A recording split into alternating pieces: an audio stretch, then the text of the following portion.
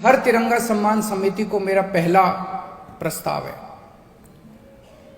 कि असली सम्मान तब होगा जब आप भारत मां की सेवा की भावना अपने अपने इलाके के अंदर घर घर तक पहुंचाएंगे। अपने अपने इलाके के अंदर घर घर तक जब ये बात पहुंचेगी, जब एक एक आदमी ये कहेगा कि मैं भारत के लिए क्या कर सकता हूं, मैं भारत के लिए क्या कर सकता हूं, मैं देश के लिए क्या कर सकता हूं, मेरा देश के लिए क्या कंट्रीब्यूशन हो सकता है, ये भावना हमें घर घर तक पहुंचानी है।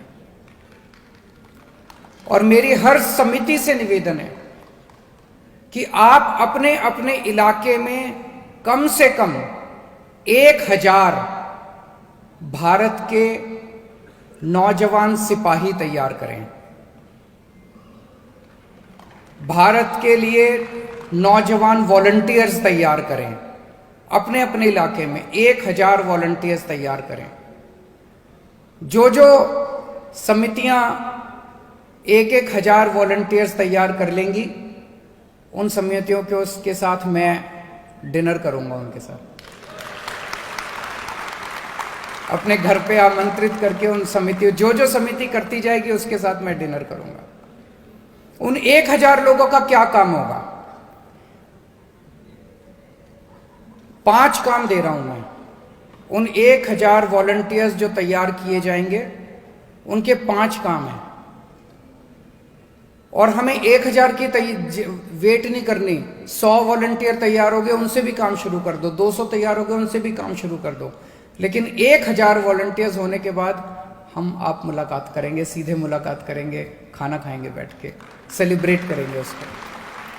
तो 5 काम मैं उन वॉलंटियर्स को दे रहा हूं, आप लोगों को उनको मोबिलाइज करना है। पहला काम, आपको अपने इलाके के अंदर सुनिश्चित करना है कि कोई भूखा नहीं सोना चाहिए। कोई व्यक्ति दिल्ली के अंदर अब भूखा नहीं सोना चाहिए। हर आदमी को खाना मिलना चाहिए। अगर आपको लगता है कि कोई ऐसा व्यक्ति है, कोई जो बहुत गरीब आपके इलाके के परिवार हैं, उनकी सूची बना लो, उनको अपना फ़ोन नंबर दे दो। कहीं उनके घर में कुछ खाने को नहीं हो, अपने घर से भेज दो खाना, किसी और से भेज दो खाना। खाना तो दे ही सकते हैं हम लोग, खाना तो खिला ही सकते हैं। आपस में हाथ से हाथ बढ़ाएंगे तभी तो भारत आगे बढ़ेगा। तो हमें पहली चीज सुनिश्चित करनी है कि कोई भूखा नहीं सोना, इस कमेटी को। दूसरी चीज सुनिश्चित करनी है, ये 1000 वॉलंटियर्स जो हम तैयार करेंगे, घर घर का मुआयना करके ये सुनिश्चित करना है कोई भी बच्चा स्कूल के बाहर नहीं होना चाहिए। सारे बच्चे स्कूलों में होने चाहिए। हर बच्चा स्कूल में होना चाहिए। हर बच्चे को पढ़ाई करनी चाहिए। कोई भी बच्चा ऐसा ना बचे जो कि किसी भी कारणवश, गरीब का अमीर का, किसी भी कारणवश कोई भी बच्चा स्कूल के बाहर नहीं होना चाहिए। प्राइवेट में पढ़े, सरकारी में पढ़े, किसी में पढ़े, वो दिक्कत नहीं है।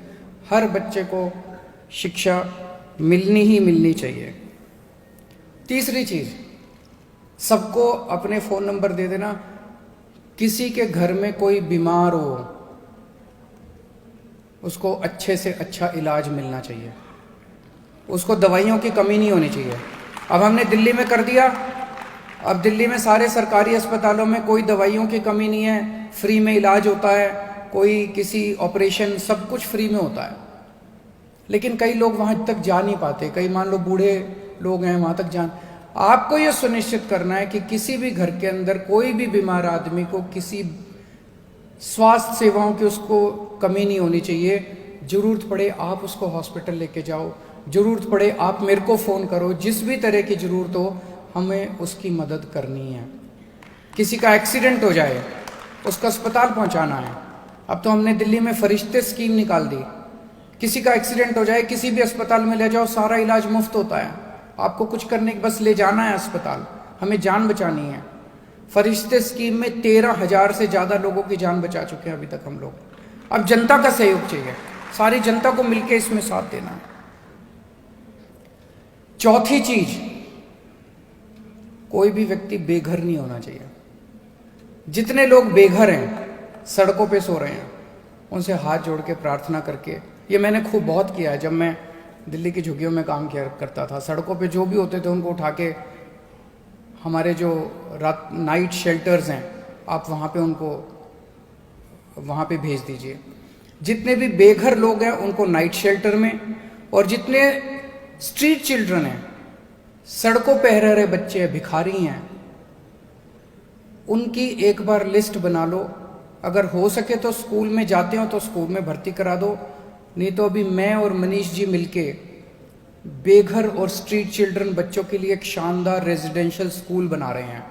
उस स्कूल में आप लिस्टें बना के रख लो, स्कूल में इन सारे बच्चों को हम भर्ती करा के गरीब से गरीब के बच्चे को भी शानदार इंजीनियर, डॉक्टर, लॉयर बनाएंगे। उस जो भिखारी था ट्रैफिक लाइट के ऊपर जो भीख मांगता था, कल मैं उसको इंजीनियर और डॉक्टर बना हुआ देखना चाहता हूँ।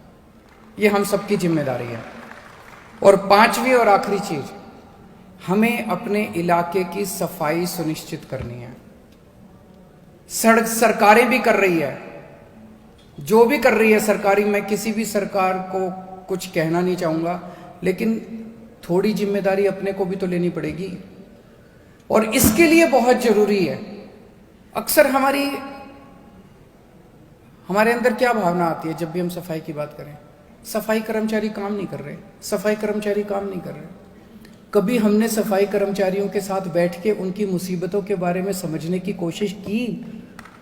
हमने कभी नहीं की। एक बार ये समिति और इनके 1000 वॉलंटियर्स सारे सफाई कर्मचारियों को बुला के वैसे ही उनको सम्मान कर दो, वैसे ही उनके साथ बैठ जाओ, पता तो करो उनके घर में क्या तकलीफें हैं। किसी भी सफाई कर्मचारी को किसी तरह की घर में तकलीफ हो, आप उसका साथ दो, आप उसके साथ झाड़ू पकड़ के थोड़ी देर आप भी झाड़ू लगा लो, देखो ये सफाई कर्मचारी आपके घर, आपका पूरा इलाका चमका देंगे। उनको सम्मान देना है, उनको साथ लेना है, उनके घर की समस्याओं को सॉल्व करना है। तो ये 5 काम मैं तिरंगा समितियों को और दे रहा हूं। आप 5 लोग अकेले नहीं कर पाएंगे, लेकिन इसके लिए आपको 1-1000 वॉलंटियर्स अगर आपने तैयार कर लिए, सोचो 500 समितियां, 1-1000 वॉलंटियर, दिल्ली के अंदर 5 लाख युवा दिल्ली को आगे बढ़ाने के लिए तैयार हो जाएंगे। ये बहुत बड़ी बात है।